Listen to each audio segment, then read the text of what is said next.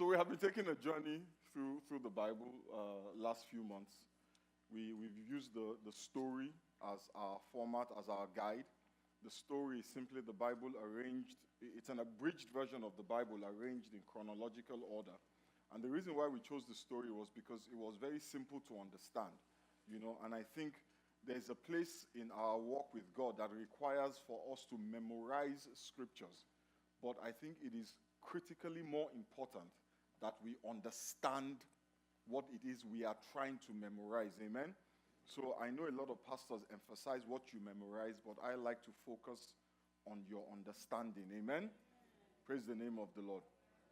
So we've been, doing this study, and in order for us to get to the part of the resurrection around the time of Easter, I skipped a few chapters of the Bible. So I want to go back. Amen? Don't your neighbor say he's going back? I want to go back and visit those spots that I skipped. When you park a car in a garage and you want to move forward, sometimes you have to go back first. Amen? So we're going back to move forward. Amen? Hallelujah.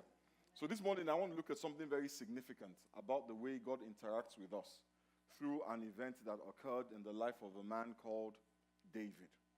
David was... AJ, Emeka, where are you people? Why are you there? Or why are you there? You are confusing me. Don't confuse me.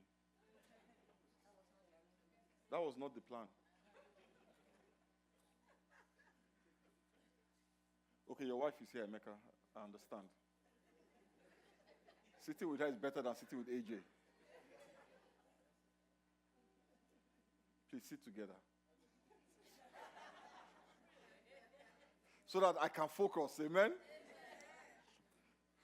Because I'm trying to preach and I'm thinking, why? They're part of the sermon. You'll find out soon. Hallelujah. So we're looking at David's interaction with God and learning something about God through that interaction. Amen? The Bible tells us that David was the king of Israel, yes, but the Bible also says that he was a man after God's heart. And this is not the verdict or the opinion of his peers, right? Or his community. This is God's verdict on David. God said concerning David, he is a man after my own heart. David had done things that no one else had done before. He expanded the size and the wealth of the nation of Israel. He brought the Israelite tribes together. He conquered Jerusalem, took Jerusalem from the Jebusites, and brought the Ark of the Covenant to Jerusalem. And so God made a promise to David in 2 Samuel, the 7th chapter and the 11th verse, that I want us to read this morning. The Lord declares to you, this is the prophet Nathan, prophesying to David, telling David what God said. It says, the Lord declares to you that the Lord himself will establish a house for you. When your days are over and you rest with your ancestors, I will raise up your offspring to succeed you, your own flesh and blood, and I will establish his kingdom. He is the one who will build a house for my name, and I will establish the throne of his kingdom forever. I will be his father, and he will be my son. When he does wrong, I will punish him with a rod wielded by men, with floggings inflicted by human hands. But my love will never be taken away from him, as I took it away from Saul. Turn to your neighbor and say, he took it away from Saul. Whom I removed from before you.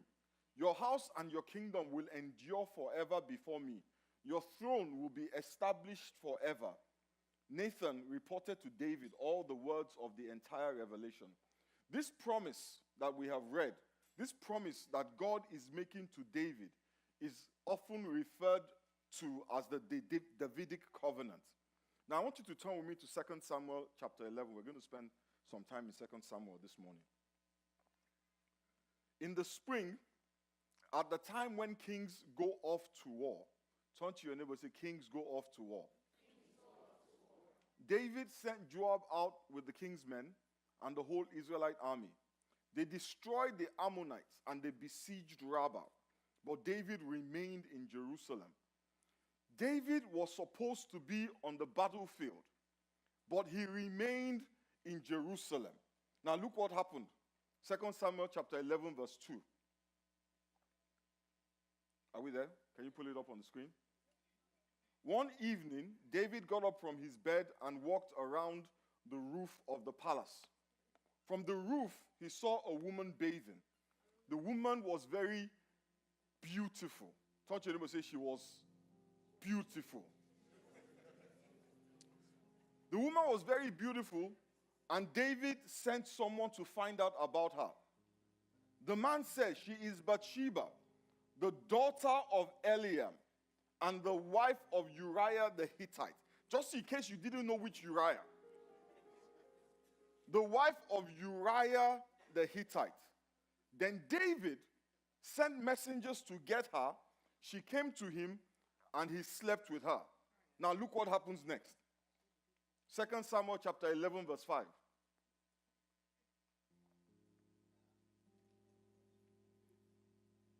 The woman conceived and sent word to David saying, I am pregnant. Dun, dun, dun, dun.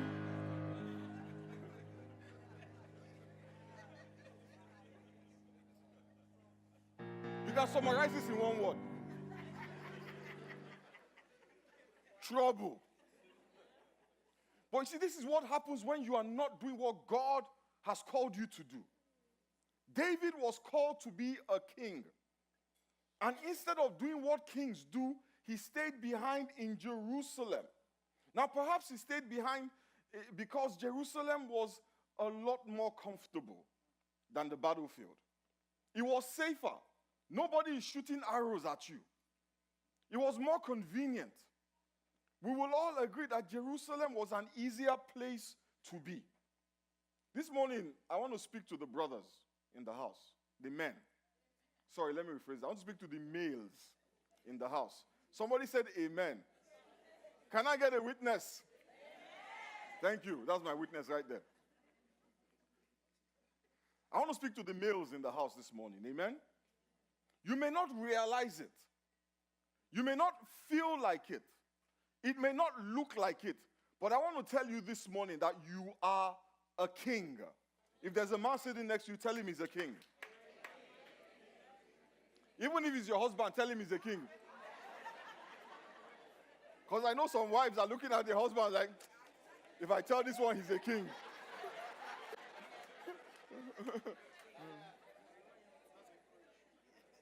You may not realize it, you may not feel like it, but you are a king, because the Bible says in the book of Revelation, chapter 1, from verses 5 to 6, and from Jesus Christ, who is the faithful witness and the first begotten of the dead, and the prince of the kings of the earth, unto him that loved us and washed us from our sins in his own blood, and has made us kings and priests unto God. He has made us kings and priests unto God. To him be glory and dominion forever and ever. Jesus is saying that you are a king. You are God's chosen representative in your family and in your community. You are a king. You are not a dictator. A dictator uses his people. A king serves his people. You have been called to be a king. You have been called to serve.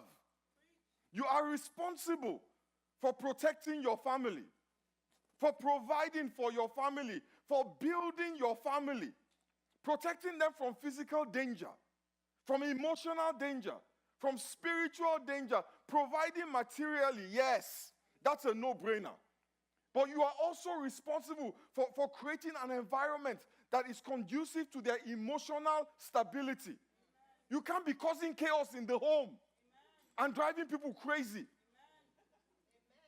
You are responsible for their spiritual well-being. You cannot create a situation in your house where people cannot pray, because they are so offended at the evil you do.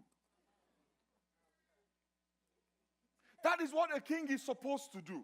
He's supposed to serve his family, serve his community. But some of us kings, like David, would rather stay in Jerusalem.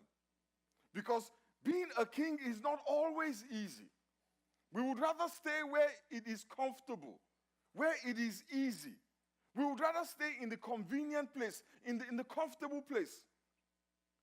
We would rather follow the dictates of our bodies. Because it is easier to do what your body is telling you than to tell your body to do what you need to do. Listen, an adulterer is not a man. He's a male, but he's not a man. He's certainly not a king. Having an extramarital affair does not make you a man, because a real man exercises control over his body and his ego. If you cannot control your body, control your ego, put your emotional baggage, your childhood insecurities into a box and handle your business without destroying your family, you are not a man. You are maybe an adult male, and the adult part of that is questionable.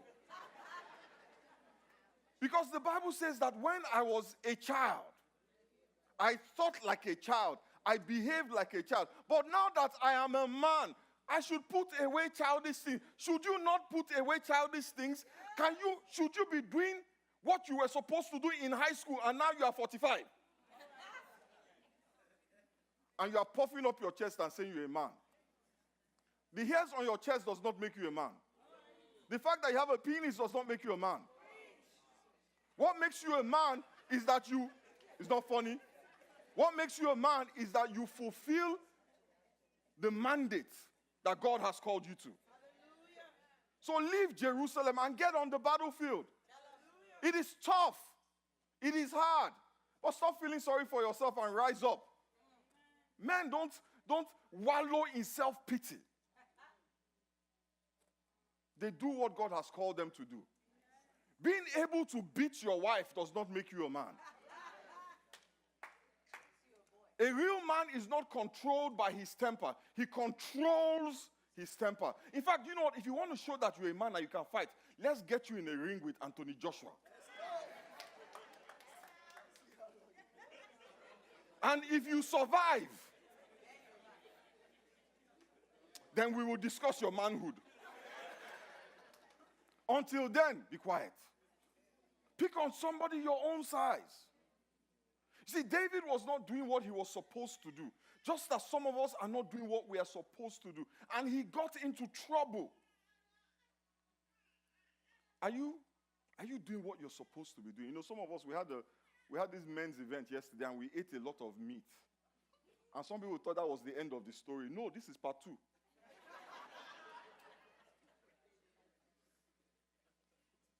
That meat is sticking in somebody's throat right now. Are you doing what you are supposed to be doing?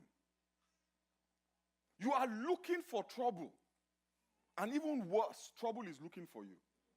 And one day, the two of you will meet. They met for David. David sleeps with Bathsheba. She is not his wife. She is his best advisor's granddaughter. And the wife of one of his best soldiers. David is in serious trouble and he knows he's in trouble. Some of us know we're in trouble. Have you ever found yourself wondering, how in the world did I get here? How did I stray so far from God? Have I finally gone too far? Am I too far gone? Is there a way back? You see, when a lot of us realize that we are in a bad place, we've messed up, we will choose either of two paths. Amen? That is the reality. Everybody chooses one. You will either conceal the sin, try and hide it, justify it, make it irrelevant, minimize it, or we will confess it and repent from it. This morning, let's look at the path that David chose. At first, he chooses the path of concealment. David tries to conceal his sin by pulling Uriah from the battlefield, Bathsheba's husband, bring him back from the battlefield and send him home. You know, he's a soldier. He's been on the battlefield for a long time. He hasn't been with his wife. If he sees the woman, he's going to jump on her and will just say that he's the one that did it. So he's hoping that they will sleep together and his sin will be hidden. The plan failed twice. Twice. So out of desperation to conceal this sin, David sends Uriah to the front lines. And ultimately he gets killed. Uriah is killed, as David had planned. Let's read 2 Samuel chapter 11. When Uriah's wife, verse 26, when Uriah's wife heard that her husband was dead, she mourned for him. After the time of mourning was over, David had her brought to his house, and she became his wife and bore him a son. But the thing David had done, it displeased the Lord. So David thought, finally, this is going to go away. I've covered it. Nobody's going to know. She's my wife. If she's pregnant, it's expected. But the Bible says it displeased the Lord. It doesn't matter that nobody knew. God knew. And there are things we are doing and have done, and we take comfort and solace in the fact that nobody knows. But God knows. And the Bible says it displeased God. I'm so sure David thought to himself, I have gotten away with this. But he did not reckon with God, as some of us here are not reckoning with God. How many times have people in your life told you, don't you fear God? How many times has your wife told you, don't you fear God? And you're like, what God? David met God. The Bible says, God was so displeased with David, he sent Nathan, the prophet, to David. And Nathan tells David a story. Nathan tells him the story of a rich man who has many sheep. But then that rich man with many sheep takes the one lamb that a poor man is in Africa, we'll say managing. You know, he's just living with that one lamb and just trying to survive. When David hears this story, he's outraged. He's livid. Say, who is that man? Bring that man here. We have to deal with him. I'm sure you guys are thinking what I thought. What a hypocrite. What a hypocrite. And that is why the church sometimes is full of hypocrites. When we hear what somebody did, we rise up in arms. Pastor, we have to kick him out of this church. What kind of person are you? How can you behave like that? Because you think nobody knows what you are doing. But God sees everything. The Bible says there is nothing hidden from him with whom we have to do. What a hypocrite. So ask your neighbor, are you a hypocrite?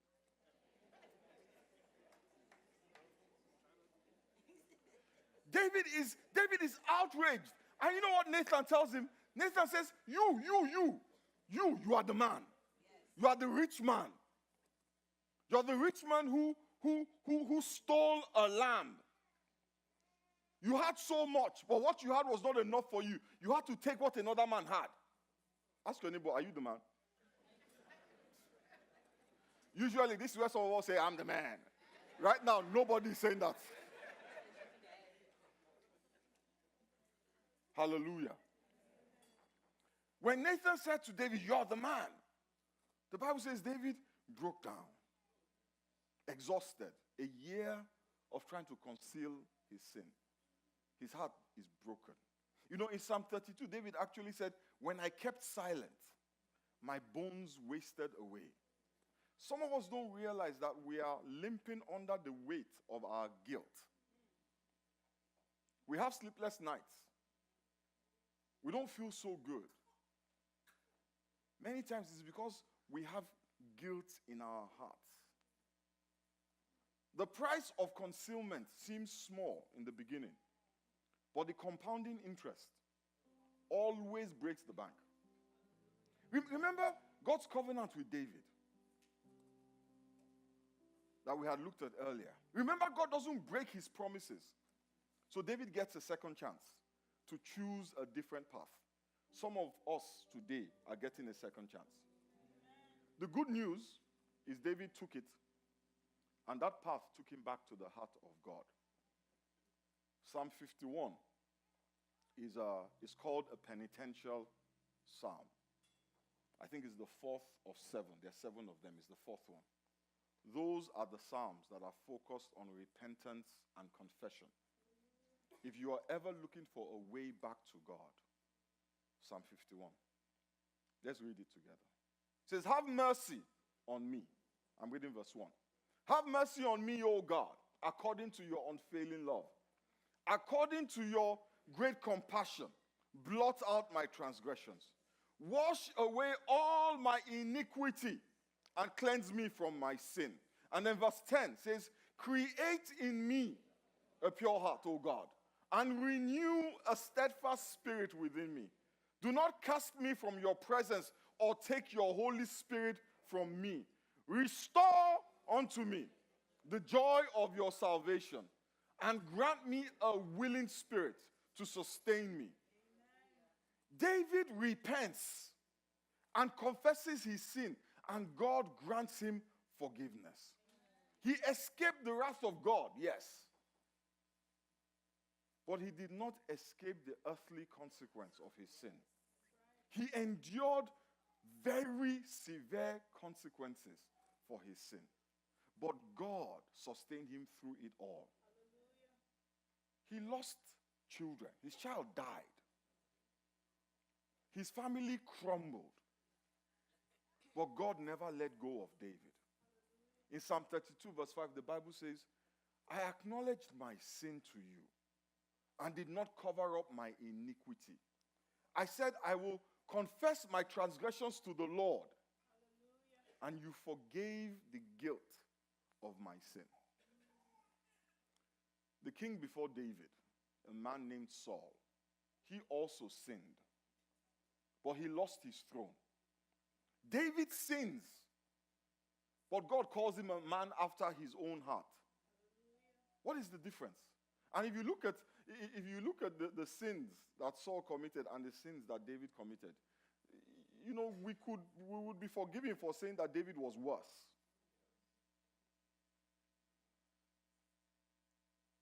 What was the difference? Saul chose concealment, rationalizations.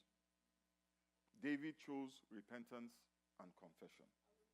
The Bible says in the book of Proverbs, chapter 28, verse 13, it says, whoever conceals their sin does not prosper.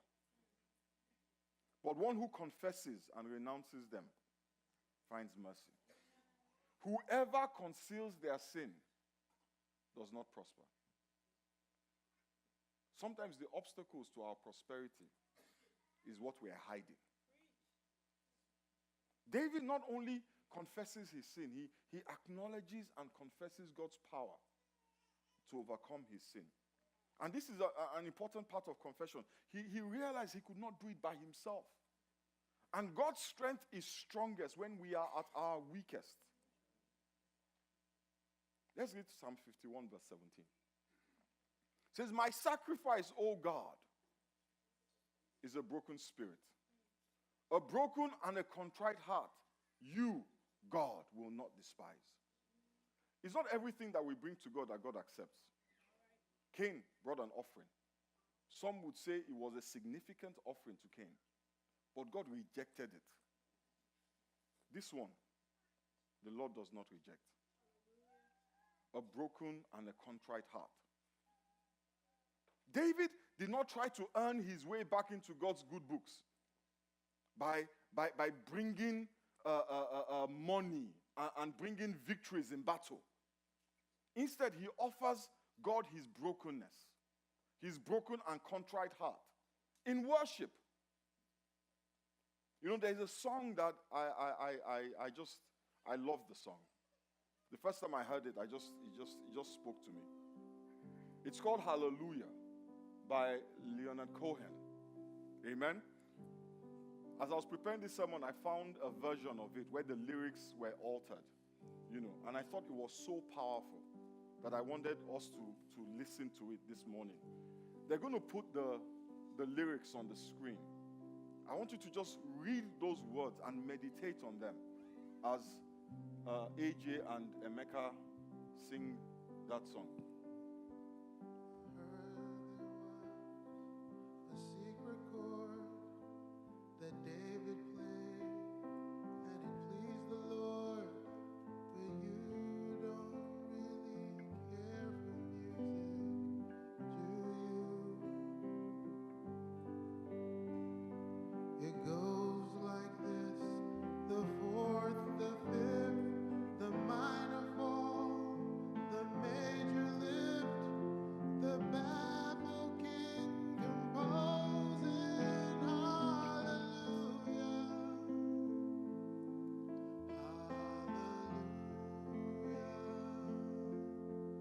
hallelujah, hallelujah, hallelujah,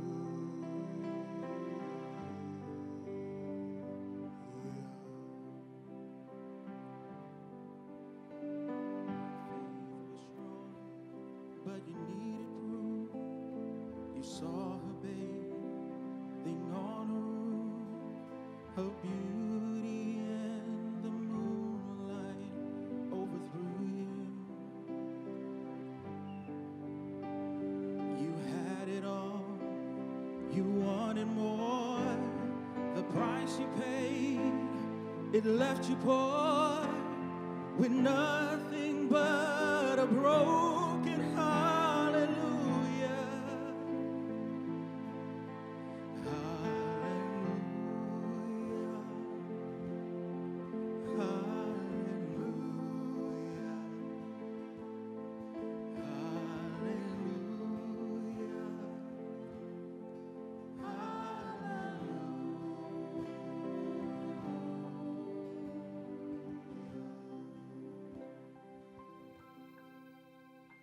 The cost of concealing our sin is much higher than the price of confessing it.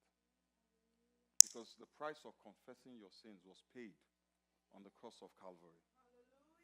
It is only through the humility and the brokenness of a contrite heart that we access what Jesus Christ did on the cross of Calvary. That is the only way that you find that will take you back to the heart of God. David found his way back to God through his repentance, through his confession, expressed in the songs that he sang and the psalms that he wrote. We can find our way back to God, and we don't need to write psalms or sing songs. All we need to do is bring before God our broken and contrite heart. David's heart was broken because he recognized that he displeased God. That his actions, even though they were secret, even though no man knew what he had done, he recognized that God knew. And it displeased God. He said, "It is against you and you alone, O God, that I have sinned." He recognized that he had killed a man, destroyed a family. But most importantly, he displeased God. And he brought his heart and said, "Father, forgive me. I have done a terrible thing. I am doing terrible things. I am not living up to what you have called me to. Father, forgive me." This morning, as we bow our heads and pray, you know the things that you do that you think nobody knows. But God sees it all. The things that you are doing that you think your spouse does not know, God sees it all. This morning, just bring a repentant heart to God and say, "Father, forgive me. Forgive me of my sin. Cleanse me, O God, with the blood of Jesus. and I know that I shall be white as snow. Restore unto me, O God, the joy of my salvation.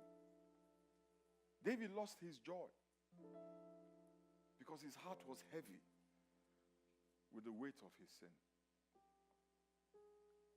Father, we ask that all your children who are here this morning will experience, Father, the forgiveness that you offer through Christ. Father, bring us back to your heart. Bring us back, Father, to your side. Cleanse us, O God. Cleanse us from the top of our heads to the soles of our feet. Cleanse our hands. Cleanse our heart. Let your name be glorified in our lives. In the mighty name of Jesus we pray.